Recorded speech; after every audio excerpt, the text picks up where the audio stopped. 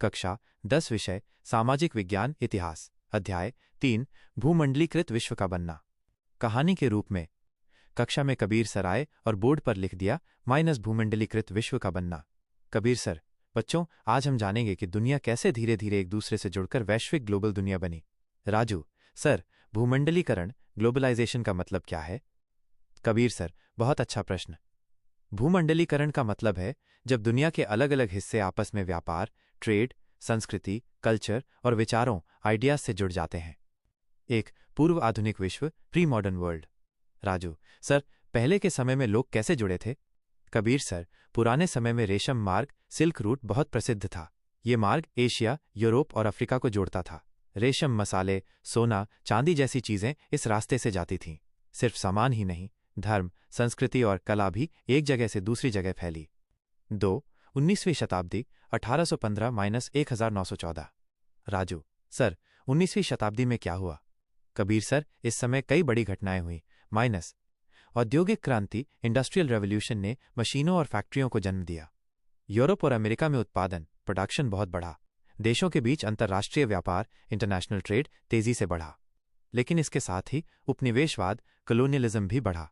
यूरोपीय देशों ने एशिया और अफ्रीका पर कब्जा कर लिया ताकि उन्हें कच्चा माल, रॉ मटेरियल और बाजार मार्केट मिल सके। 3. महायुद्धों के बीच अर्थव्यवस्था। राजू सर, महायुद्धों वर्ल्ड वॉर्स का क्या असर पड़ा? कबीर सर, प्रथम विश्व युद्ध 1914-18 ने पूरी दुनिया की अर्थव्यवस्था को हिला दिया। युद्ध के बाद महामंदी, ग्रेट डिप्रेशन 1929 आई। कारखाने बंद हो गए, लाखों लोग बेरोजगार हो गए और अंतर्राष्ट्रीय व्यापार ठप रुक हो गया। गरीब देशों की हालत और खराब हो गई क्योंकि वे यूरोप और अमेरिका पर निर्भर थे। 4. युद्ध के बाद का युग। राजू सर, द्वितीय विश्व युद्ध 1939-45 के बाद क्या हुआ?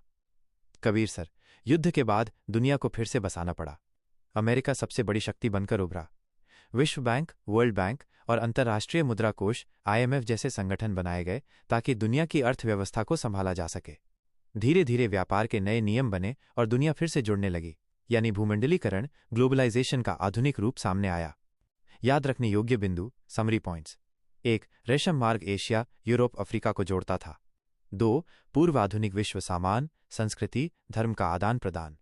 3. 19वीं शताब्दी औद्योगिक क्रांति, उपनिवेशवाद, अंतर्राष्ट्रीय व्यापार का विकास। 4. प्रथम विश्व युद्ध 1914-18, आर्थिक संकट, उत्पादन में गिरावट। 5. महामंदी 1929, बेरोजगारी, व्यापार ठप, गरीब देशों पर बुरा असर। 6.